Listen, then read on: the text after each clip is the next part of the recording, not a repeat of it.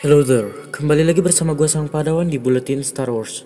Kali ini kita bakal merecap Buletin Star Wars minggu kedua September 2021. So langsung aja kita bahas, tapi as always like, share, and subscribe agar video-video dari channel ini bisa mendapat rekomendasi dan algoritma dari YouTube. Dengan begitu kalian juga akan membantu video ini tersebar dan membuat fandom Star Wars di Indonesia semakin berkembang. Cek video lainnya, follow juga Sang Padawan di media-media lain. This is where the fun begins.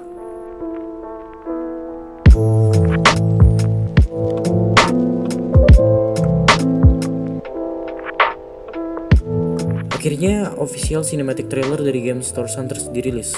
Game ini akan dirilis di Nintendo Switch, iOS, dan Android.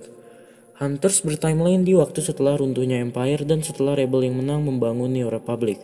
Selain info latar timelinenya, ada pun detail dari berbagai karakter yang bisa dimainkan di gamenya. Reef, seorang Dark Warrior yang menggunakan red lightsaber. Tidak secara spesifik disebutkan kalau Reef ini adalah seorang Sith, tapi melihat di kepalanya terdapat tato Sith Eternal, sebut aja dia pengguna Dark Force. Arantal, seorang Mandalorian yang bertujuan memberi keadilan kepada orang yang jahat. Graz, seorang Wookiee yang bersenjatakan palu droid. Sentinel, seorang Stormtrooper Imperial Remnant yang tidak mau menerima kekalahan walaupun Empire jatuh. J3DI, seorang droid yang diprogram untuk percaya The Force. Imara Vex, seorang bounty hunter yang digambarkan sebagai yang paling handal di arena. Utuni, dua orang Jawa bertumpukan yang bersenjatakan granat. Slingshot, seorang Ugnaught yang bersenjatakan droideka. Dan Zaina, seorang veteran rebel dan pahlawan New Republic. Perilisan game ini diundur dari 2021 menjadi 2022 mendatang. Dalam interview bersama Screen Run, Sung Kang mengkonfirmasi bahwa karakter yang dia perankan akan memakai lightsaber di series Obi-Wan Kenobi. Memang sebelumnya telah beredar rumor Sung Kang akan memainkan peran Inquisitorius, tepatnya Inquisitor Fifth Brother yang sebelumnya sudah pernah muncul di Rebels. So, kita sudah mendapat kepastian Sung Kang kelihatannya memang bakal meranin Fifth Brother. Ya, meski bisa aja kita berasumsi dia bakal jadi Jedi lain selain Kenobi yang survive Order 66. Tapi karena Sung Kang juga menyinggung kalau karakternya akan bertemu dengan Darth Vader, Sang Padawan lebih yakin Sung Kang bakal meranin Fifth Brother. Inquisitor memang bakal punya peranan penting di seriesnya nanti karena seperti yang kita tahu, series Obi-Wan ini bertimeline setelah Order 66 di mana sudah seharusnya kita melihat banyak Jedi yang survive diburu oleh para Inquisitor. Apalagi sebelumnya Sung Kang juga sudah menyebutkan kalau di seriesnya tidak hanya memperlihatkan Kenobi, tapi juga Jedi lain yang mungkin ini adalah Jedi yang survive diburu oleh Inquisitor. Bisa itu diperlihatkan sebagai flashback atau di waktu yang sama saat latar waktu utama series ini berjalan. Selain peran penting Inquisitor, dikabarkan juga series ini telah sepenuhnya menyelesaikan syuting. Ewan McGregor pun berkata series solonya ini tidak akan mengecewakan para fans. Dengan perkataan Ewan ini jadi makin gak sabar nungguin seriesnya. Yang pasti series ini bakal pecah sih. Kita bakal ngelihat Anakin yang sekarang bertransformasi jadi Vader, Inquisitor bakal memburu Jedi-Jedi yang survive, flashback Clone Wars, karakter Obi-Wan sendiri dimana kita bakal tahu apa yang dia lakuin selama 10 tahun setelah Revenge of the Sith, dan bisa aja kita melihat Palpatine, Leia muda, dan bahkan Luke muda sekalipun.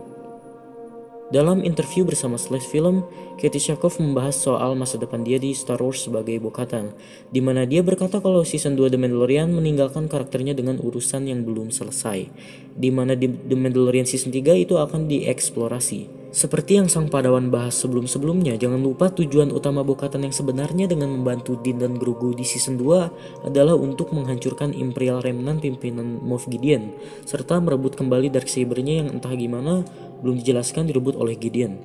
Tujuan Bo-Katan ini gagal di finale season 2 karena malah Din yang berhasil mendapatkan Darksaber dengan sah. Di mana sesuai adat Mandalorian, jika mendapat Darksaber dari sebuah duel, sang pemenangnya berhak mengklaim Darksaber beserta tahta Mandalore. Kita tahu di Rebels, Bo-Katan mau-mau aja menerima Darksaber dari Sabine meskipun bukan dia yang memenangkan duelnya. Tapi kali ini beda. Pastinya Bo-Katan menolak kalau dia harus yang kedua kalinya menerima Darksaber, tapi bukan dari kemenangan duelnya.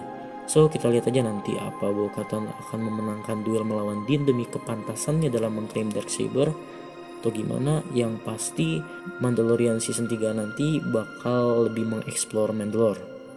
Ada rumor liar Ezra Bridger bakal jatuh ke Darkseid dan jadi villain di series Ahsoka. Pada saat timeline seriesnya, Ezra sendiri diceritakan menghilang bersama Thrawn ke Antah Berantah yang spekulasinya mereka berdua nyasar ke Unknown Regions, daerah tempat Thrawn berasal, Chiss. serta beradanya Ahto dan juga Exegol. Dengan begitu pastinya Ezra bakal deket sama Thrawn. Mungkin aja dia jatuh ke Darkseid karena termanipulasi Thrawn atau alasan lainnya. Sebenarnya ini memungkinkan untuk terjadi karena ini bisa jadi twist di mana misi Ahsoka dan Sabine yang selama ini mencari Ezra malah berakhir dengan Ezra yang beralih ke sisi gelap atau beraliansi dengan Thrawn. Karena series Ahsoka sendiri masih jauh, teori ini kita ambil aja with a grain of salt. Ya, itu tadi recap Bulletin Source edisi minggu kedua September 2021. Untuk update berita yang lebih cepatnya bisa kalian follow Instagram dan Twitter di @sangpadawan. Gimana menurut kalian? Mana kabar yang paling menarik? Like, share, and subscribe. Cek video lainnya, follow juga Sang Padawan di media-media lain. And the Force will always be with you.